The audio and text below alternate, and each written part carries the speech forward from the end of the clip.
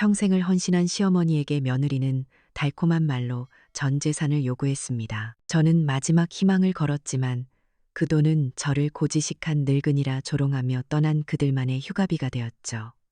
그날 이후 저는 결심했습니다. 내 집의 문을 걸어 잠그고 내 인생의 진짜 주인이 되기로요. 저의 마지막 이야기를 끝까지 지켜봐 주세요. 제 나이 75, 박서연이에요. 서울의 제법 큰 주택에서 아들 둘, 며느리 둘, 그리고 손주들과 함께 살고 있죠. 겉으로 보기엔 남 부러울 것 없는 대가족이지만 제 삶이 어땠는지 한번 들어보실래요? 그날은 유난히 후텁지근한 여름날 오후였어요.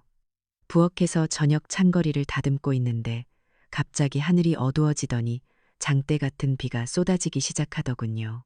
아차, 빨래.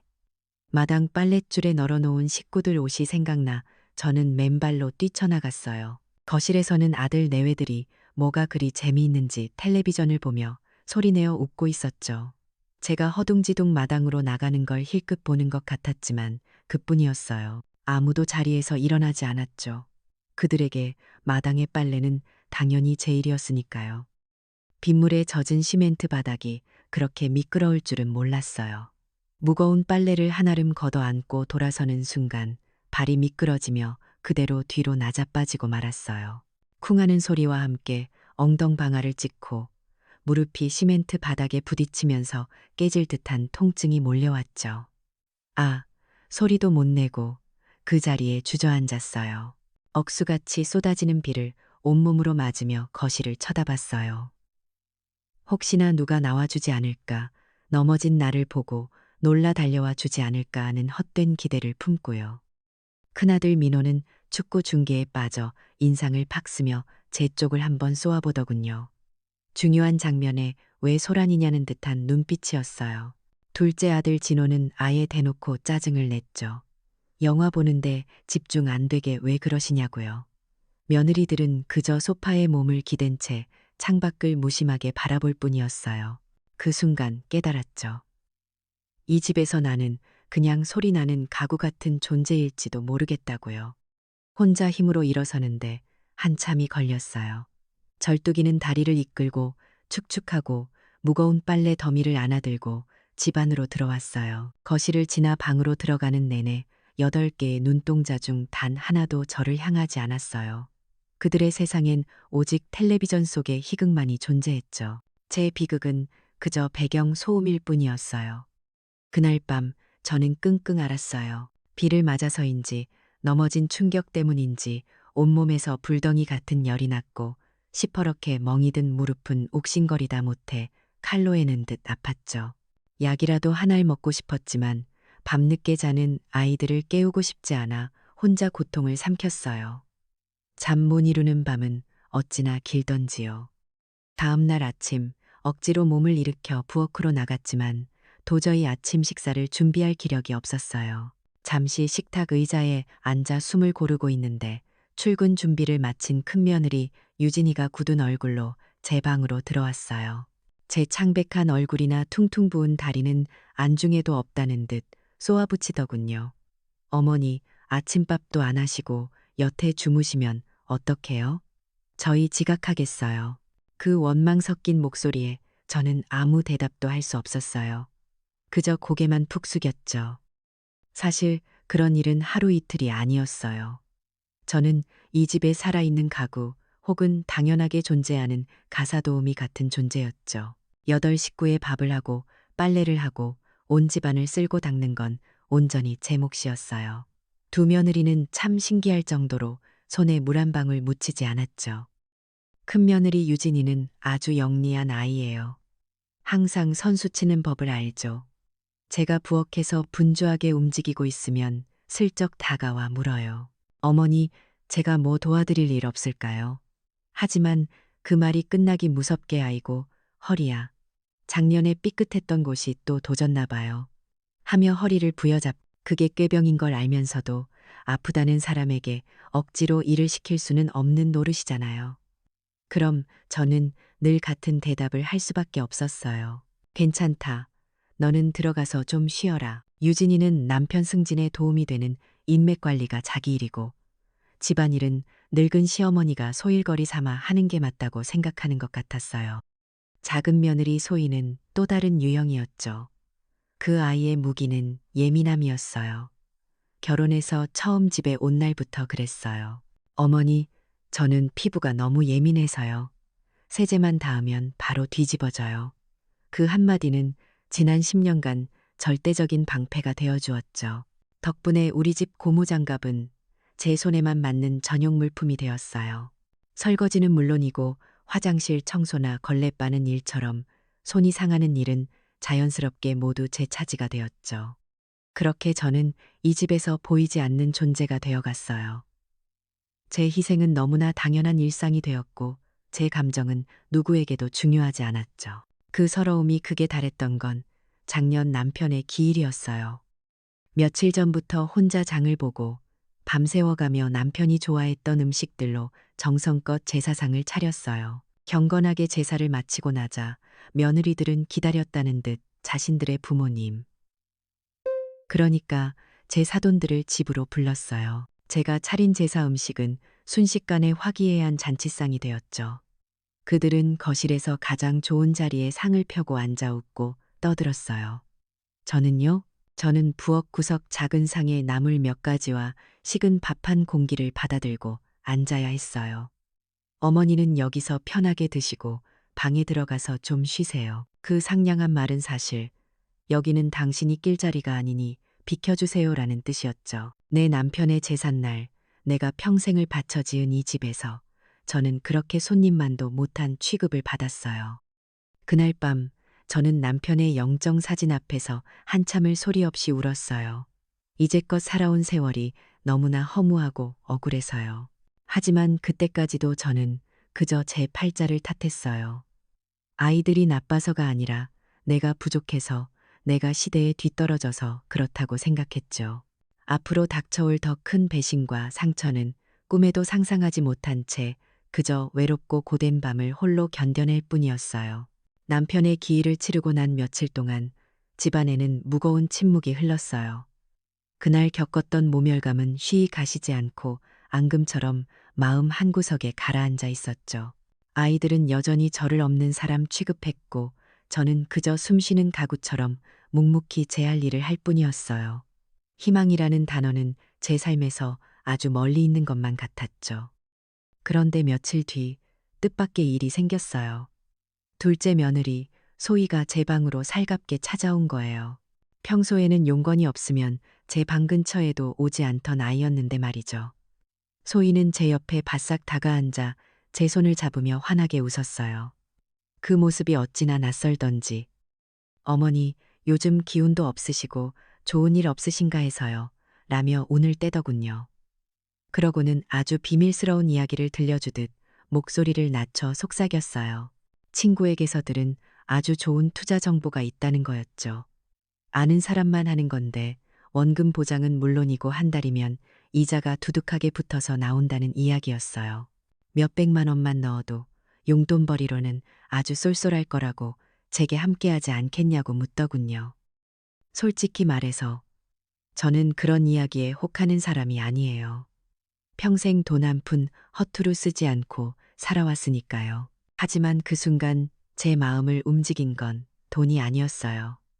저를 보며 반짝이는 며느리의 눈, 그리고 혹시나 하는 작은 기대감이었죠. 어쩌면 내가 아이들에게 경제적으로 도움이 되면 이 삭막한 집안에 조금이나마 온기가 돌지 않을까. 내가 가진 것을 더 내어주면 아이들이 나를 가족으로 다시 봐주지 않을까. 그런 어리석은 희망이었어요. 저는 잠시 고민하는 척하다 이내 고개를 끄덕였어요. 아이들 좋은 일에 쓰는 거라면 아까울 게 없었죠. 장롱 깊숙한 곳에 넣어둔 통장을 꺼내 수표 몇 장을 찾아 소희 손에 쥐어주었어요. 제 딴에는 평생 쌈짓돈을 모아 마련한 전 재산이나 다름없는 돈이었죠. 그래, 이걸로 한번 잘 해보거라. 너희들 잘 되는 게 내 기쁨이지. 돈을 받아든 소희의 얼굴이 활짝 펴는 걸 보니 제 선택이 틀리지 않은 것 같다는 생각도 잠시 들었어요. 그 일이 있고 난 후 집안 분위기가 미묘하게 바뀌었어요. 아이들의 얼굴에 웃음이 많아졌고 저를 대하는 태도도 아주 조금은 부드러워진 것 같았죠. 저는 그 작은 변화에 또 한 번 헛된 희망을 품었어요. 그리고 그 주 주말이 되었어요. 아침부터 두 아들 내외가 분주하게 짐을 챙기더군요. 큰아들 내외는 아주 침통한 표정으로 제게 말했어요. 장모님이 갑자기 위독해지셔서 급하게 시골에 내려가 봐야 한다는 거였죠. 저는 깜짝 놀라 얼른 가보라고, 가서 잘 보살펴드리라고 등을 떠밀었어요. 뒤이어 둘째 아들 내외도 짐 가방을 들고 나왔어요. 회사에서 갑자기 단합대회를 가는 바람에 주말 내내 집을 비우게 되었다고요. 저는 또 고개를 끄덕이며 조심히 다녀오라고 손을 흔들어 주었죠. 그렇게 순식간에 8식구가 살던 커다란 집이 텅 비어버렸어요. 시계 소리마저 크게 들릴 정도로 정막이 흘렀죠. 갑자기 밀려드는 허전함과 외로움을 떨쳐내기 위해 저는 걸레를 들고 거실을 닦기 시작했어요. 언제나처럼 몸을 움직여야 딴 생각이 들지 않으니까요. 소파 앞 탁자를 닦으려고 이런저런 물건들을 들어 올리는데 그만 손이 미끄러져 둘째 며느리의 태블릿 PC를 바닥에 떨어뜨리고 말았어요. 아이고 하는 소리와 함께 심장이 덜컥 내려앉았죠. 조심스럽게 주워드니 다행히 깨지진 않았는데 충격 때문인지 화면이 저절로 켜지더군요. 그리고 화면 가득 떠오른 건 아이들의 가족 단체 대화방이었어요. 가장 먼저 눈에 들어온 메시지는 이것이었어요. 부산으로 가자. 이번 주말은 자유다. 부산? 저는 제 눈을 의심했어요.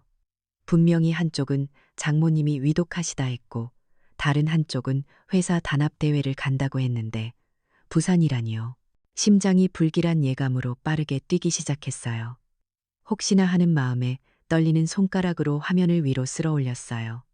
이전 대화들을 확인하기 위해서였죠. 그리고 저는 제 인생에서 가장 잔인한 진실과 마주해야 했어요. 그 고지식한 늙은이랑 같이 갈 생각만 하면 벌써 피곤하다. 맞아, 어딜 가도 잔소리. 이제 깜빡깜빡하는 게 심해서 더 귀찮아졌어. 고지식한 늙은이, 깜빡깜빡하는 할망구. 그게 바로 아이들 뒤에서 불리는 제 이름이었어요. 제가 평생을 바쳐 키운 아들들과 딸처럼 여기려 애썼던 며느리들이 저를 그렇게 부르고 있었어요. 숨이 턱 막혀왔어요. 손발이 차갑게 식고 온몸이 사시나무처럼 떨렸죠. 공포에 가까운 감정에 휩싸여 저는 거의 홀린 듯 대화 내용을 처음부터 다시 읽어내려갔어요. 그곳에는 저를 따돌리고 부산 해운대로 여행을 가자는 신나는 계획과 어떻게 하면 저를 떼어놓을 수 있을지에 대한 악의적인 논의가 가득했어요. 그리고 제 심장을 산산조각 낸 마지막 메시지. 제가 며느리에게 돈을 건네준 지 불과 몇 시간 뒤에 올라온 글이었죠. 계획 성공, 엄마가 돈 줬어. 이걸로 부산 가서 신나게 놀자. 이번 주말은 진짜 해방이다. 그 순간 모든 것이 한순간에 무너져 내렸어요. 투자를 하겠다던 달콤한 말, 장모님이 위독하다던 걱정스러운 얼굴, 회사 단합 대회라던 어쩔 수 없다는 표정. 그 모든 것이 저를 속이기 위한 치밀한 연극이었던 거예요. 제 마지막 희망과 사랑을 미끼로 제 평생의 쌈짓돈을 털어 자신들의 유흥비로 써버린 거죠. 손에서 힘이 탁 풀리면서 태블릿 PC가 바닥으로 떨어졌어요. 쿵 하는 소리가 텅 빈 집안을 울렸지만 제 귀에는 아무것도 들리지 않았어요. 세상이 산산조각 나는 소리, 내 심장이 가루가 되어 흩어지는 소리만이 귓가를 맴돌았죠. 이제껏 저를 지탱해왔던 모든 것이 거짓이었다는 잔인한 진실 앞에서 저는 차가운 거실 바닥에 그대로 주저앉고 말았어요. 눈물조차 나오지 않았어요. 슬픔을 넘어선 자리에는 텅 비어버린 거대한 공허와 얼음장 같은 냉기만이 남아있을 뿐이었죠. 차가운 거실 바닥에 얼마나 오래 앉아 있었는지 모르겠어요. 시간이 얼마나 흘렀는지, 세상이 어떻게 돌아갔는지 아무것도 느껴지지 않았죠. 제 안에 모든 것이 부서지고 남은 잔해 위로 차가운 분노와 배신감이 서리처럼 하얗게 피어오르고 있었어요. 일요일 저녁이 되자 아이들이 하나둘씩 집으로 돌아왔어요. 여행의 피곤함보다는 흥분과 만족감이 얼굴에 가득했죠. 제 앞에서는 다시금 걱정스러운 표정을 연기하기 시작했어요. 큰아들 내외는 장모님 병세가 다행히 괜찮아졌다고, 둘째 아들 내외는 회사 단합대회가 아주 유익했다고 제잘거렸죠. 저는 그저 묵묵히 고개를 끄덕이며 그들의 거짓말을 들어주었어요. 제 속이 시커멓게 타들어가는 것을 그들은 조금도 눈치채지 못했죠. 그날 이후 저는 연기를 시작했어요. 아무것도 모르는 늙은 엄마의 연기. 하지만 제 눈은 예전의 눈이 아니었어요. 모든 것을 의심하고 모든 것을 꿰뚫어 보는 차가운 관찰자의 눈이 되었죠. 그리고 아이들의 계획은 이제 시작에 불과했다는 걸 깨닫는 데는 그리 오랜 시간이 걸리지 않았어요. 며느리들은 교묘하게 저를 고립시키고 제 정신을 올가매기 시작했어요. 소위 말하는 가스라이팅이었죠. 어느 날은 큰며느리 유진이가 부엌에서 호들갑을 떨며 소리쳤어요. 어머니, 가스 불 켜놓고 또 깜빡하셨네요. 큰일 날 뻔했어요. 저는 분명히 가스불을 잠갔다고 기억하는데도 유진이는 제 기억력이 예전 같지 않다며 혀를 찼어요. 그런 일이 몇 번 반복되자 저조차도 제 기억을 믿을 수 없게 되었죠. 둘째 며느리 소희는 다른 방식을 썼어요. 제가 무언가를 물으면 한숨을 푹 쉬며 말했죠. 어머니, 그 말씀 벌써 세 번째 하시는 거예요. 아무래도 병원에 한번 가보셔야겠어요. 제가 정말 그랬던가요? 아니요. 하지만 그렇게 다그치듯 말하는 며느리 앞에서 저는 아무 말도 할 수 없었어요. 그들은 저를 정말로 깜빡깜빡하는 늙은이로 만들고 있었어요. 그리고 그들의 최종 목표는 분명했죠. 사이트 스타일 저를 요양원으로 보내는 것. 사이트 114. 어느 날 밤이었어요. 물을 마시러 나갔다가 다친 아들 내외의 방문 틈으로 새어나오는 목소리를 우연히 듣게 되었어요. 제 75번째 생일 파티에 대한 이야기였죠. 이번 어머니 생신은 아주 성대하게 치러드리는 거야. 친척들 다 모셔놓고 유진이의 들뜬 목소리였어요. 맞아. 그렇게 해야 우리가 어머니를 얼마나 생각하는지 다들 알지. 요양원 보내드리는 것도 다 어머니를 위해서라고. 소희가 맞장구를 쳤죠. 그들의 계획은 끔찍했어요. 모든 친척이 모인 제 생일 잔치 자리에서 저를 최고급 요양원으로 보내드리겠다고 발표할 셈이었어요. 자식된 도리를 다하는 효자, 효부의 모습을 연출해서 그 누구도 이 일을 제기하지 못하게 만들려는 속셈이었죠.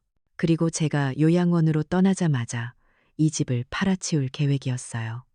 이 집 팔면 적어도 20억은 나올 테니 빚 갚고 우리도 강남에 새 아파트 하나 사자.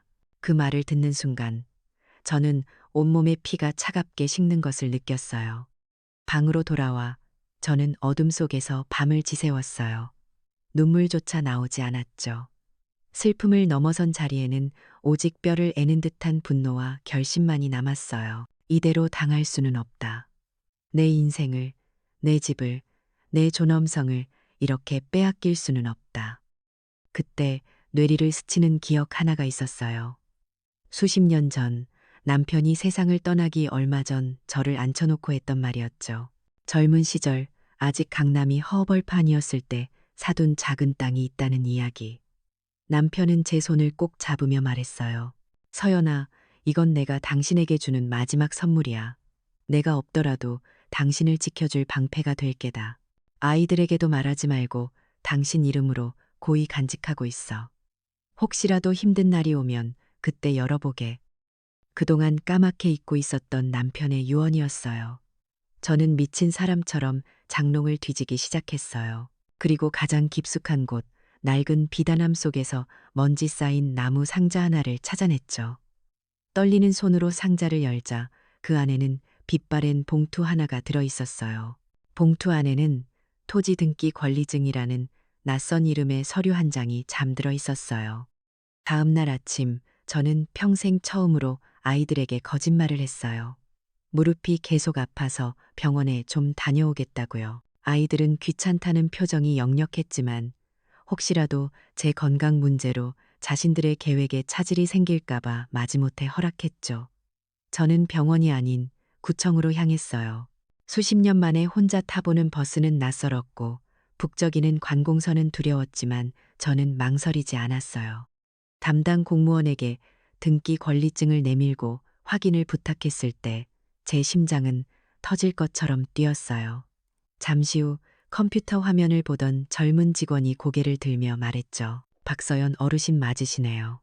강남구에 땅이 있으시군요. 그리고 그가 알려준 현재 공시지가는 제 귀를 의심하게 만들었어요. 15억 원 정도 됩니다. 곧 상업지구로 개발 계획이 있어서 앞으로 더 오를 겁니다. 15억 원. 저는 그 숫자를 몇 번이나 속으로 되뇌었어요. 구청을 어떻게 빠져나왔는지 기억나지 않아요. 정신을 차렸을 때 저는 길 건너 작은 카페에 혼자 앉아 있었어요. 평생 처음으로 제 돈으로 사 마시는 따뜻한 커피잔을 두 손으로 감싸 쥐었죠. 창밖으로 바쁘게 오가는 사람들을 보며 저는 더 이상 울지 않았어요. 눈물은 이미 모두 말라버렸거든요. 대신 머릿속이 차갑고 명료해지기 시작했어요. 20억짜리 집, 15억짜리 땅. 아이들이 그토록 탐내던 돈, 그리고 그 돈을 모두 쥐고 있는 사람은 바로 나, 박서연이었어요. 남편이 남겨준 방패는 생각보다 훨씬 더 크고 단단했어요. 이제 이 방패를 어떻게 쓸 것인가는 오롯이 제 손에 달려 있었죠. 그날 저는 집으로 돌아왔어요. 하지만 돌아온 사람은 예전의 무력한 박서연이 아니었어요. 아이들은 제 얼굴에서 아무런 변화도 읽지 못했죠. 저는 다시 다정하고 어수룩한 늙은 엄마를 연기했어요. 아이들이 제 생일 파티 계획을 신나게 이야기할 때 저는 세상에서 가장 행복한 사람처럼 활짝 웃으며 고개를 끄덕였어요. 어머, 그렇게까지 신경 써주다니 정말 고맙다, 얘들아.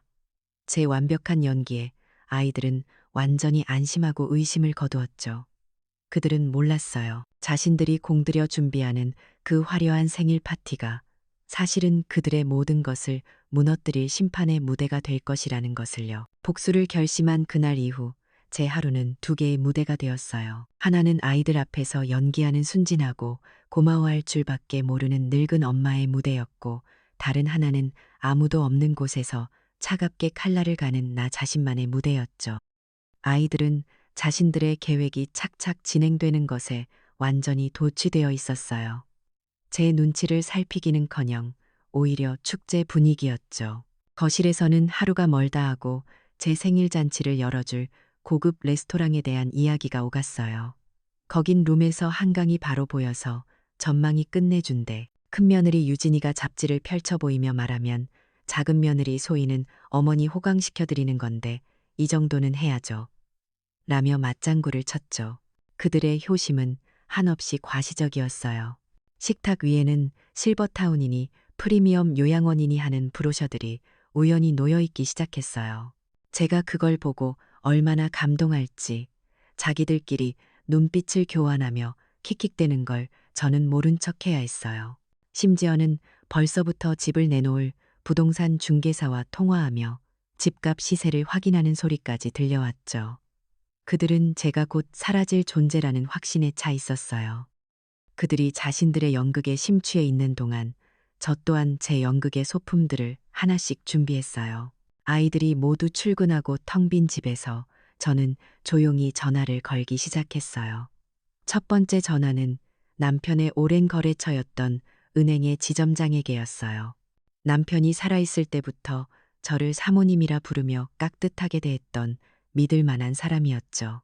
조심스럽게 제 상황을 암시하며 집과 강남 땅에 대한 모든 소유권 증명 서류를 생일잔치 전날까지 준비해달라고 부탁했어요. 그는 조금 놀란 눈치였지만 이내 제 뜻을 알아차리고 묵묵히 도와주겠다고 약속했죠. 두 번째 전화는 수십 년간 우리 집 자물쇠를 도맡아왔던 동네 열쇠 수리공 아저씨에게였어요. 그에게는 제 생일잔치가 열리는 날 저녁 시간에 맞춰 와서 집의 모든 자물쇠를 최신 디지털 도어록으로 교체해달라고 부탁했어요. 누구도 부수고 들어올 수 없는 가장 튼튼한 것으로요. 하지만 서류와 자물쇠만으로는 부족했어요. 법을 모르는 제가 이 싸움에서 이기려면 제 편이 되어줄 무기가 필요했죠. 며칠을 고민하던 끝에 오래전 친했던 친구의 아들이 떠올랐어요. 명석해서 사법고시에 일찍 합격했다고 자랑하던 그 아이. 이제는 중견 변호사가 되어 있었죠. 수소문 끝에 그의 사무실로 찾아갔어요. 오랜만에 시장 구경 좀 하고 오겠다는 거짓말을 하고 집을 나서는 제 등 뒤로 용돈 필요하시면 말씀하세요. 라며 인심 쓰듯 말하는 아들의 목소리가 들렸죠. 젊은 변호사는 처음에는 제 이야기를 듣고 무척 당혹스러워했어요. 하지만 제가 차분히 모든 증거와 정황을 설명하자 그의 눈빛은 동정에서 분노로 이내 비장함으로 바뀌었어요. 그는 제게 법적으로 제가 가진 모든 권리를 명확하게 설명해 주었고 앞으로 어떻게 행동해야 할지 구체적인 조언을 해 주었죠. 그날 저는 처음으로 제 편을 얻었어요. 텅 빈 세상에 홀로 서 있는 것 같았던 제게 든든한 아군이 생긴 거예요. 모든 계획이 순조롭게 진행되는 것 같았지만 제 마음속에 폭풍이 몰아친 날도 있었어요. 생일 잔치를 며칠 앞둔 주말 오후였어요. 6살배기 어린 손녀가 제 방으로 달려와 제 목을 꼭 껴안으며 말했어요. 할머니, 치치, 할머니 생일 파티 갈 거예요. 할머니 큰 케이크 사줄 거죠. 그 순진무구한 눈망울을 보는 순간 제 심장이 쿵 내려앉았어요. 이 아이는 아무 죄가 없는데 내가 하려는 일이 이 아이에게는 결국 가족을 부수는 일로 기억되지 않을까. 내가 너무 잔인한 건 아닐까? 그래도 내 자식이고 내 손주들인데. 그 순간 수십 년간 저를 얽매었던 어머니라는 이름이 다시 제 발목을 잡는 것 같았어요. 마음이 약해져 한참을 손녀를 끌어안고 있는데 거실에서 작은 며느리 소희가 친구와 통화하는 소리가 들려왔어요. 어우, 말도 마. 그날만 지나면 우리도 이 지긋지긋한 짐 덜고 부자 되는 거야. 시어머니? 요양원에서 친구들이랑 잘 지내시겠지, 뭐. 호호. 그 웃음소리가 제 귀에 비수처럼 꽂혔어요. 방금 전까지 저를 흔들었던 연민과 죄책감은 순식간에 사라지고 그 자리에는 다시 차갑고 단단한 결심만이 남았어요. 그래, 나는 내 존엄성을 지키기 위해 싸우는 것이다. 이것은 잔인함이 아니라 정이다. 그리고 마침내 결전의 날, 하루 전날 밤이 되었어요. 저는 옷장 가장 깊숙한 곳에서 가장 아끼는 고운 한복을 꺼냈어요. 남편과 결혼할 때 맞추고 아이들 결혼식 때 입었던 제 인생의 가장 중요한 순간들을 함께했던 옷이었죠. 정성스럽게 다리미로 주름 하나 없이 빳빳하게 다렸어요. 그리고 그 옆에 오늘 은행에서 찾아온 서류 봉투를 나란히 놓았어요. 제 이름 박서연이 선명하게 찍힌 등기 권리증들, 부드러운 비단 한복과 차가운 법률 서류, 지난 수십 년간의 제 삶과 앞으로 시작될 제 삶이 그 자리에 나란히 놓여 있는 것 같았어요. 거울 앞에 서서 제 모습을 비춰보았어요. 주름지고 연약해 보이는 늙은 할머니. 하지만 거울 속 제 눈빛은 그 어느 때보다도 강하고 단단하게 빛나고 있었어요.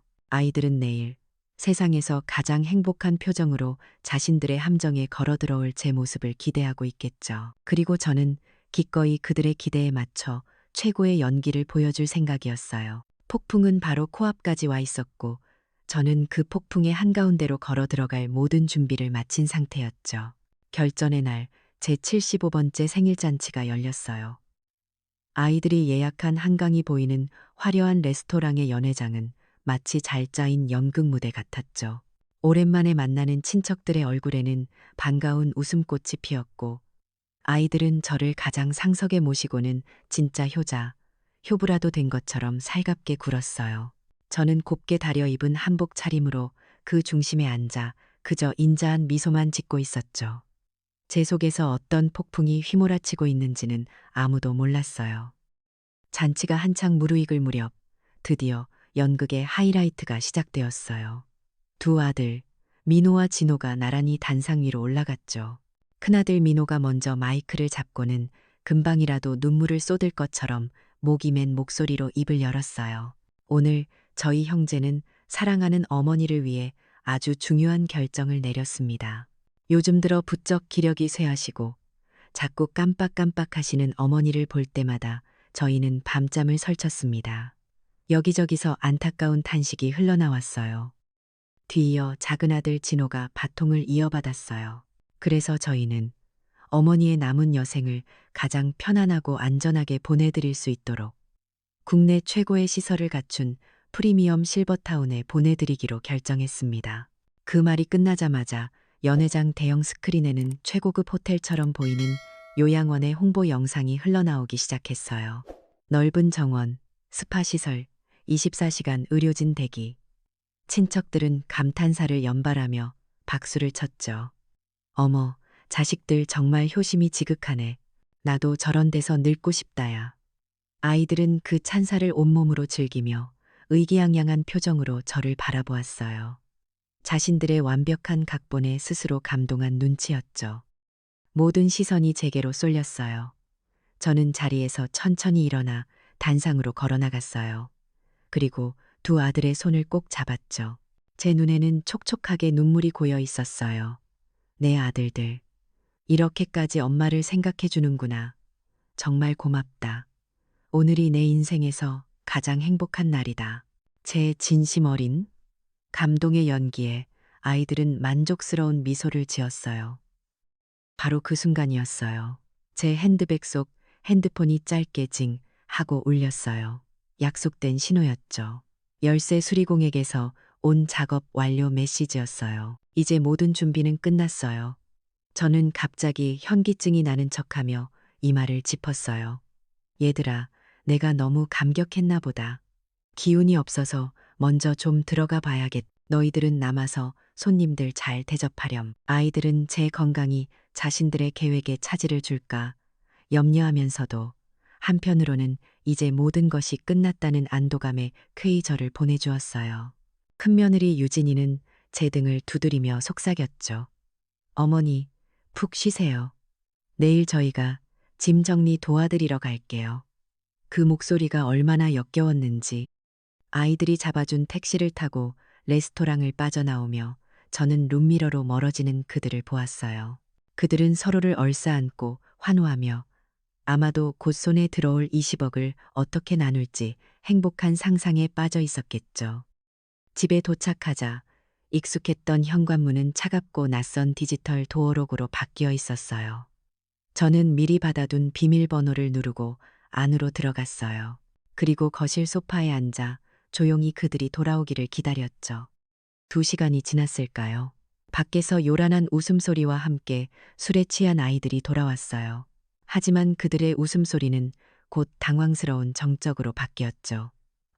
키가 왜 안 맞아? 이게 뭐야? 언제 도어록으로 바뀌었어? 문을 두드리고 고함을 치고 이내 인터폰을 눌렀어요. 딩동 하는 소리와 함께 화면에 4개의 당황한 얼굴이 나타났죠. 저는 천천히 다가가 인터폰을 받았어요. 화면 속 제 얼굴은 그들이 알던 유순하고 힘없는 늙은 엄마의 얼굴이 아니었어요. 차갑고 모든 것을 알고 있는 심판자의 얼굴이었죠. 무슨 일이니? 제 차분한 목소리에 아이들은 더욱 당황했어요. 어머니, 문 좀 열어주세요. 왜 갑자기 자물쇠를 바꾸셨어요? 민호가 소리쳤어요. 저는 조용히 미소 지었어요. 글쎄다. 내 집에 내가 자물쇠를 바꾸는데 무슨 문제라도 있니? 네? 어머니 집이라니요. 그럼 너희들 집이니? 제 반문에 아이들은 잠시 할 말을 잃었어요. 어머니, 일단 문부터 열고 이야기해요. 저희가 다 설명해 드릴게요. 진호가 애원하듯 말했죠. 저는 웃음을 터뜨릴 뻔했어요. 설명, 뭘 설명하겠다는 거니? 너희들의 비밀 부산 여행에 대해서? 아니면 내게서 뜯어간 투자금에 대해서? 그것도 아니면 이 집을 팔아서 20억을 챙기려던 너희들의 기특한 효심에 대해서. 제 입에서 그 말들이 흘러나오는 순간 인터폰 화면 속 4사람의 얼굴에서 핏기가 싹 가시는 것이 보였어요. 웃음기가 사라진 얼굴은 경악과 공포로 하얗게 질려갔죠. 그들은 얼어붙은 듯 서로를 쳐다볼 뿐이었어요. 자신들의 완벽했던 연극이 사실은 제 손바닥 위에서 펼쳐진 인형놀이에 불과했다는 것을 깨달은 거죠. 아이들이 뭐라고 변명을 시작하려 할 때 저는 준비해둔 마지막 무기를 꺼내들었어요. 오늘 낮에 은행에서 받아온 서류 뭉치를 인터폰 카메라 앞에 펼쳐 보였어요. 이게 뭔지 보이니? 이 집 등기 권리증이란다. 여기 선명하게 찍혀 있지. 내 이름 박서연. 아이들의 눈이 절망으로 흔들렸어요. 그리고 저는 마지막 일격을 가했죠. 사실 오늘 너희에게 주려던 진짜 생일 선물이 있었단다. 저는 다른 서류 한 장을 더 꺼내 보였어요. 이 집뿐만 아니라 너희 아버지가 내게 남겨준 강남 땅까지도 전부 너희에게 물려줄 생각이었어. 강남 땅이요? 유진이의 목소리가 염소처럼 떨려왔어요. 그래, 너희는 존재조차 몰랐던 땅이지. 오늘 시세로 15억이라더구나. 15억. 그 숫자가 그들의 귀에 밝히는 순간 화면 속 네 사람의 표정은 경악에서 탐욕으로, 이내 모든 것을 잃었다는 처절한 후회와 절망으로 일그러졌어요. 그들은 자신들의 어리석은 탐욕이 어떤 결과를 낳았는지 뼈저리게 깨닫고 있었죠. 그들은 무릎을 꿇고 문을 두드리며 울부짖기 시작했어요. 잘못했다고 용서해달라고요. 저는 그 모습을 잠시 말없이 지켜보다가 조용히 인터폰을 껐어요. 시끄러운 소음이 사라진 집안에는 다시 평화로운 정적이 찾아왔어요. 저는 수십 년 만에 처음으로 제 집에서 온전한 평화를 느끼고 있었어요. 그날 밤, 제 인생에서 처음으로 집이 온전히 제 것이라는 걸 느꼈어요. 문 밖에서는 새벽까지 아이들의 울음소리와 애원하는 목소리가 희미하게 들려왔지만 제 마음은 이상할 정도로 고요했죠. 저는 수십 년 만에 처음으로 누구의 방해도 받지 않고 거실 소파에 편안히 누워 책을 읽었어요. 외로움이 아니라 평화로움으로 가득 찬 정적이었습니다. 그 후 며칠 동안 제 핸드폰은 불이 났어요. 수십 통의 부재중 전화와 장문의 문자 메시지가 쌓였죠. 후회한다, 잘못했다, 용서해달라는 말들. 하지만 제 마음은 조금도 흔들리지 않았어요. 이미 너무 많은 상처를 받았고 그들의 진심을 믿을 수 없었거든요. 저는 모든 연락을 차단하고 변호사에게 전화를 걸었어요. 그리고 며칠 뒤 변호사를 통해 아이들에게 공식적인 통보를 보냈죠. 한 달 안에 자신들의 짐을 모두 빼가라는 것, 그리고 이 집과 강남 땅은 모두 처분할 것이라는 내용이었어요. 법적 통보를 받은 아이들은 마지막 지푸라기라도 잡는 심정으로 다시 집을 찾아왔어요. 저는 문을 열어주지 않은 채 마지막으로 인터폰을 통해 그들과 대면했죠. 화면 속 아들 민호는 퉁퉁 부은 눈으로 울부짖었어요. 어머니, 저희가 정말 잘못했어요. 제발 용서해 주세요. 저는 그저 조용히 대답했어요. 너희는 잘못한 게 아니라 들킨 거란다.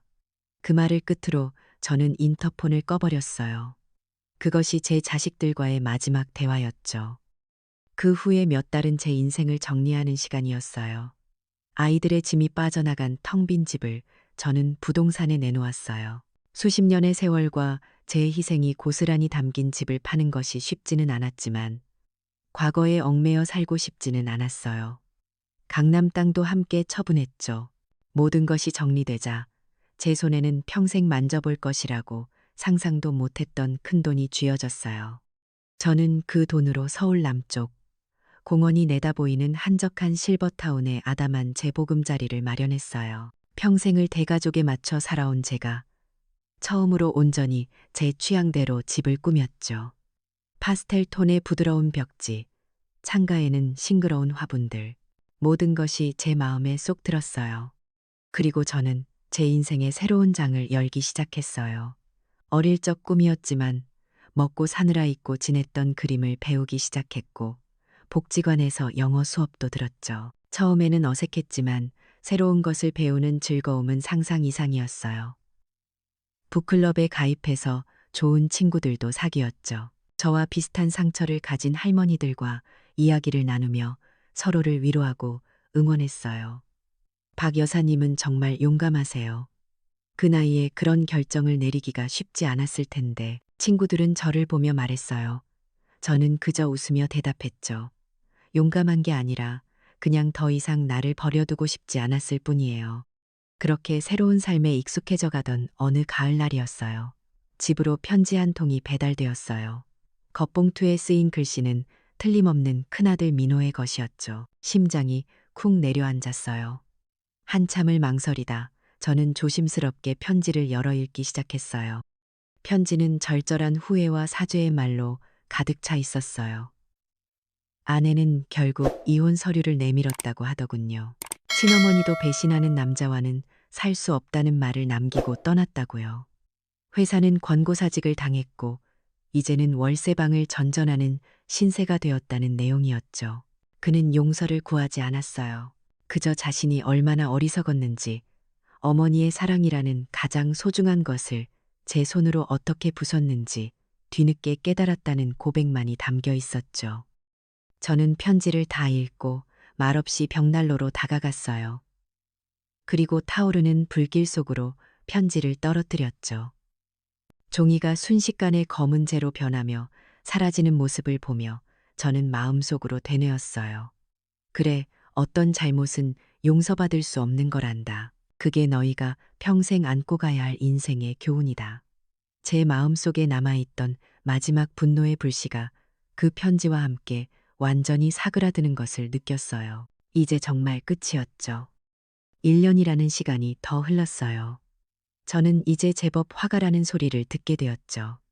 친구들과 함께 작은 갤러리를 빌려 첫 번째 전시회를 열게 되었어요. 많은 사람들이 제 그림을 칭찬해 주었고 저는 난생 처음 느껴보는 뿌듯함과 행복에 젖어 있었죠. 그때였어요. 전시회장 한쪽 구석에서 제 그림을 멍하니 바라보고 있는 한 남자를 발견했어요. 수척해지고 머리가 희끗희끗해진 작은 아들 진호였어요. 그가 저와 눈이 마주치자 울 것 같은 얼굴로 제게 다가오려고 했어요. 저는 아무 말 없이 그에게서 등을 돌려 반대편으로 걸어갔어요. 미움도 분노도 아니었어요. 그저 아무런 감정도 느껴지지 않았어요. 그는 제게 이제 완벽한 타인이었죠. 제 곁에 있던 그림 친구가 조심스럽게 물었어요. 아까 그 사람 아드님 아니세요? 저는 환하게 웃으며 대답했어요. 아니요. 저한테는 아들 없어요. 제 새로운 인생만 있을 뿐이죠. 제 이야기는 그렇게 끝이 나요. 제 첫 번째 그림이 팔리던 날 찍은 사진 속에서 저는 76의 나이라고는 믿기지 않을 만큼 행복하게 웃고 있어요. 제 뒤에는 새로운 봄이라는 제목의 희망으로 가득 찬 제 그림이 걸려 있죠.